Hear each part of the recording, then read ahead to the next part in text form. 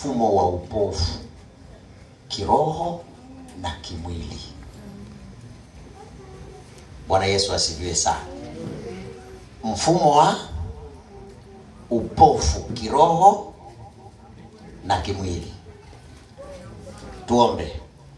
Tunakushukuru Baba yetu, Mungu muumba mbingu na nchi. Pokea sifa na utukufu, heshima, shukurani, adhama na enzi, mamlaka, ukuu na uweza na nguvu na utukufu wa jina lako. Kwamba saa hii fungua masikio yetu, fungua macho yetu, fungua ufahamu wetu tupate kuelewa. Tukujue Mungu wa pekee wa kweli na Yesu Kristo aliyemtuma. Tulione jina lako na baraka yako ikae katikati maisha yetu. Kwa sababu wewe Mungu umesema utatubariki vizazi na vizazi, kizazi cha 3 na cha 4. Tuone wema wako. Katika jina la Yesu nang'oa kila zuio, kila pingamizi, kila sababu ya kiroho na kimwili ambayo imesimama kama zuio, kama namna ya kutuzuia tusifike kule tunakotakiwa kufika kwa utukufu wako. Damu yako Yesu Kristo na neema yako idhirike na utukufu wa jina lako onekane katikati yetu. Katika jina la Yesu naomba na kushukuru. Amen. Amen. Waraka wa pili wa Petro sura ya 1 mstari wa 3 hadi wa 11, lakini tutaanza na ule mstari wa 1. Bwana Yesu asifiwe sana. Nina mambo makubwa matatu ya kuongea na wewe asubuhi hii kabla hatujaingia kwenye yale maombi yetu maalum ambayo tulianza wiki iliyopita. Wiki ya leo tunamalizia. Bwana Yesu asifiwe. Na nilisema kila mtu aje na zawadi. Yule ambaye ulimkamata mkono mkaomba pamoja, uje na zawadi yake. Bwana Yesu asifiwe sana. Na kwa nini? Tunataka kuachilia baraka, lakini baraka hii ina wajibu. Bwana Yesu asifiwe sana. Sio lazima uwe na zawadi kubwa sana. Ile zawadi ndogo tu ndio hiyo tutakayoiombea na kila kitu kitakuwa sawa. Bwana Yesu asifiwe. Waraka wa pili wa Petro sura ya 1 mstari wa 1 mpaka ule wa 11, nami nasoma kama ilivyoandikwa. Simon Petro, mtumwa na mtume wa Yesu Kristo, kwa wale waliopata imani pamoja na sisi, yenye thamani katika hali ya Mungu wetu na Mwokozi wetu Kristo. Neema na iwe kwenu na amani iongezwe katika kumjua Mungu na Bwana wetu Yesu, Bwana wetu, kwa kuwa uweza wake wa uungu umetukirimia vitu vyote vipasavyo uzima na utauwa, kwa kumjua yeye aliyetuita kwa utukufu wake na neema na wema wake mwenyewe. Tena kwa hayo ametukirimia ahadi kubwa mno za thamani, ili kwamba kwa hizo mpate kuwa washirika. Mwambie jirani yako, wewe ni mshirika wa tabia ya kiungu. Bwana Yesu asifiwe sana. Washirika wa tabia ya uungu, mkiokolewa na uharibifu uliomo duniani kwa sababu ya tamaa. Neema na kwa sababu hiyo mkijitahidi sana kwa upande wenu katika imani yenu, tieni na wema. Asubuhi tumefundishwa na Mama Matala hapa. Mama, hebu naomba nikumbushe kile kichwa kinasema Msamaria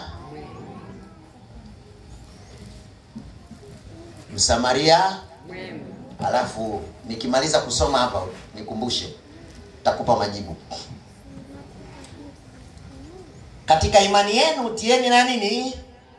Na wema. Alafu na katika wema wenu nini? Maarifa, kama alivyosema mtumishi wa Mungu hapo. Na katika maarifa yenu kiasi, na katika kiasi chenu saburi, na katika saburi yenu utauwa, na katika utauwa wenu upendano wa ndugu, na katika upendano wa ndugu upendo. Mstari wa 8. Maana mambo haya yakiwa kwenu na kujaa tele, yawafanya ninyi kuwa si wavivu. Mwambie jirani yako, ndugu yangu, siwe mvivu, wala si watu wasio na matunda, kwa kumjua Bwana wetu Yesu Kristo. Maana yeye asiyekuwa na hayo ni kipofu. Muulize jirani yako, wewe kipofu? Asiyekuwa na hayo ni nani? Hawezi kuona vitu vilivyo mbali. Amesahau kule kutakaswa dhambi zake za zamani. Mstari wa 10. Kwa hiyo ndugu, jitahidini zaidi kufanya imara kuitwa kwenu na uteule wenu, maana mkitenda hayo hamtajikwaa kamwe. Maana hivi mtaruzukiwa kwa ukarimu kuingia katika ufalme wa milele wa Bwana wetu Mwokozi wetu Yesu Kristo. Bwana Yesu asifiwe sana. Upofu ni nini? Upofu ni hali ya kukosa kuona kutokana na sababu za kifiziolojia zinazohusiana na neva.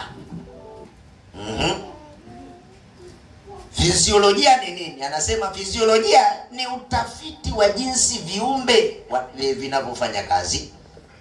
Wana saikolojia hujifunza jinsi viungo vya mwili vinavyofanya kazi pamoja ili kufanya mambo kutokea. Wangapi tumeelewana? Sasa muhimu ni nini? Kwa upande wa binadamu anasema, kwa binadamu kwa mfano, hormone za mmeng'enyo wa chakula. Wiki iliyopita tulikuwa tunaombea matumbo, si ndio? Unajua hakuna kitu muhimu kwenye mwili wa mwanadamu kama tumbo. Na nilisema wale tunaopenda kufunga, nilisema hata wachawi wanafanyaje? Sijui umenielewa? Unasikia mtu anaomba kazi anafunga. Tuna ni anafunga. Tuna ni funga sana. Haya, nisikilize vizuri. Vizuri kabisa. Anasema kwa binadamu kwa mfano, homoni za mmeng'enyo wa chakula na kemikali nyingine hufanywa na tumbo na ini na kongosho. Alafu kikikosa chakula anasema husinyaa kwa misuli. Kusinyaa kwa misuli hutokea kwa sababu ya ujumbe wa kikemikali unaotoka kwenye ubongo kwenda kwenye neva za hiyo misuli. Hapo ama ni tangu tumboni kuzaliwa kwa mtoto au mtu husika kutoka kwa mama yake, ama baada ya kuzaliwa na maisha kuendelea. Bwana Yesu asifiwe sana. Kwa hiyo upofu unakuwa aina ngapi? Aina mbili. Aina ya kwanza ni kwa sababu kutoka kwa mama, kwenye tumbo la mama, katika mmeng'enyo wa chakula, kemikali fulani hivi zimekosekana, zikaenda zikaathiri macho ya mtoto. Wangapi tunaelewana? Ama umezaliwa una macho, kemikali fulani hivi kwenye mmeng'enyo wa tumbo kwa sababu ya kula. Muulize jirani yako, unakulaje?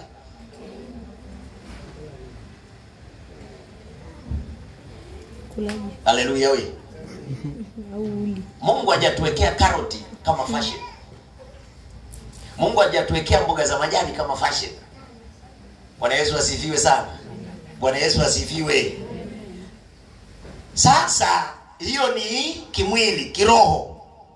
Upofu wa kiroho maana yake ni kusikia, tunasikia ukweli, lakini hatuwezi kuona maana yake ya ule ukweli. Hatuoni picha kubwa ya wokovu ndani ya hayo tuliyosikia na jinsi inavyotumika katika maisha ya kila siku, na kuna shida kukiri ukweli kwa sababu ya ugumu wa kuamini kile tusichoweza kufanyaje? Kuona. Bwana Yesu asifiwe sana. Naomba niwaambie, kuna vita kubwa katika ulimwengu wa roho. Mchawi analoga ni kwa imani. Fikiria. Anajipaka tu majivu. Alafu anakwenda kuchukua ungo, au anachukua kino anakiweka pale, au anachukua harage analiweka pale. Anaamini kabisa hili litageuka ungo na ataruka. Ni imani, si imani? Alafu akiruka ametarget kwamba nakwenda kwenye nyumba fulani kuloga, lakini nataka nidondokee katikati ya chumba cha baba mwenye nyumba. Kwa hiyo akiwa juu ana zoom chumba cha baba mwenye nyumba. Anashuka ashuki. Mwenzangu mimi na wewe. Hebu muangalie jirani yako. Mwambie wewe je? Mimi naomba nisisitize na naomba niongee na wewe uliokoka. Kama una maandiko yatumie, lakini kama una neno nisikilize vizuri. Kuna maombi yanasambazwa, anasema ukiomba usiku kuanzia saa 7:30, saa 8, saa 9, hapo ndio maombi mazuri kwa sababu unapambana na nani? Na wachawi. Nani aliyekutuma kwamba Mungu anapambana?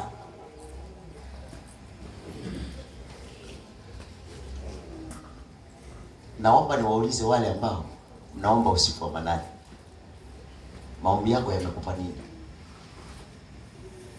Wewe kila siku una maombi ya vita. Wewe una vita kila siku, una vita kila siku. Siku nyingine ukishindwa kuamka usingizi umekuamka, unaamka asubuhi unaanza kutubu, Baba naomba unisamehe kwa sababu leo usingizi umenipitia. Biblia inasema Mungu anampa mpenzi wake usingizi, wewe vipi?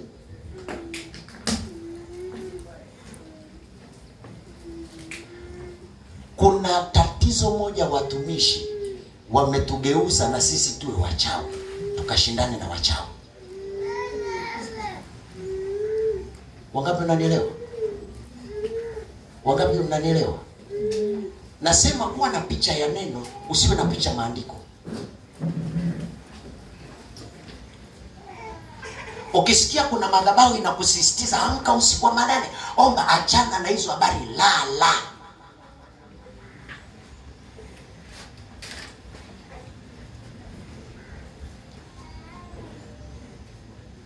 Naamsha vipofu. Naamsha vipofu. Naamsha vipofu. Hivi unaweza kushindana na wachawi? Na kwa nini ushindane nao? Bwana Yesu asifiwe sana. Amen. Sisi hapa tukiomba mchana, wanakuja usiku, wanakuta moto unawaka. Tumeomba wakija tena kesho wanakuta moto. Biblia inasema katika Ibrania 12:29 Mungu wetu ni moto. Sasa kwa nini huo moto usikutunze mchana na usiku? Kwa nini wewe mtu wa kupambana tu? Unajua kuna wakati mwingine